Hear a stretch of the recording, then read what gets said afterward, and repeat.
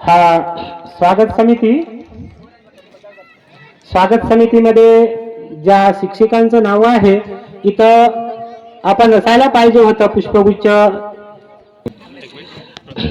माननीय व्यंकटी अल्लुरी आंबेडकर नगर यांचं स्वागत आदरणीय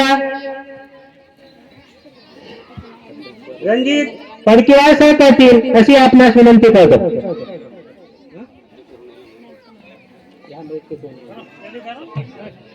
यहाँ पे लिखते होंगे ना, लिखे ना.